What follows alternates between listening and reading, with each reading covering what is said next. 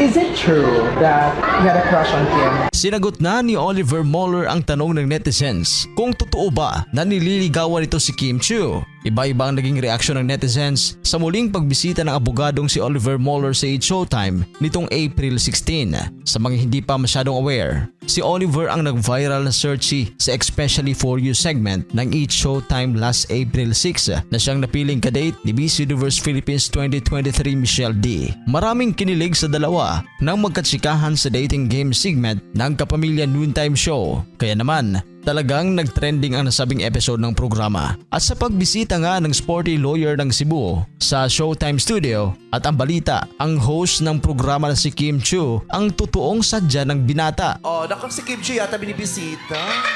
Sa isang panayam, natanong siya kung crush ba niya si Kim bago pa siya lumabas sa Especially For You. Limitado ang sagot niya. Aminado naman siya na maganda si Kim, lalo't kababayan niya ito sa Cebu.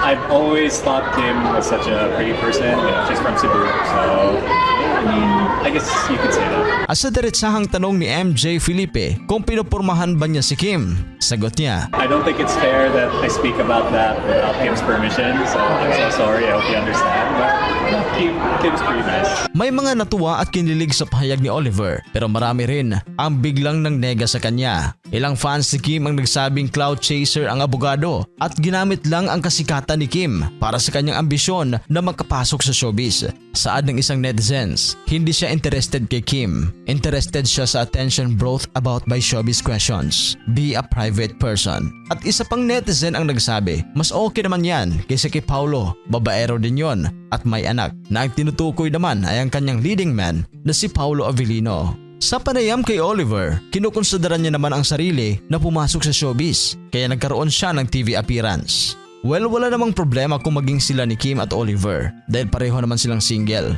Pero may isang netizens akong nakita sa comment section na nagsasabi, unfair naman umano sa fans ni Michelle D na sila ang nagde-date tapos si Kim ang nagustuhan. Parang awkward naman yon. Ano ba ang reaksyon ninyo dito? I love you. At isa pa inamin naman ni Oliver na mula nang mag-guest siya sa Especially For You ay biglang nagbago ang takbo ng buhay niya. Matapos nga ng kanyang interaction sa Showtime, talagang sinalubong pa siya ng kanyang mga kababayan at instant fans nang umuwi sa Cebu. Para sa inyong komento, please comment down below. At sa mga hindi pa nakapag-subscribe, huwag kalimutan mag-subscribe sa Showbiz Caster. Maraming salamat po.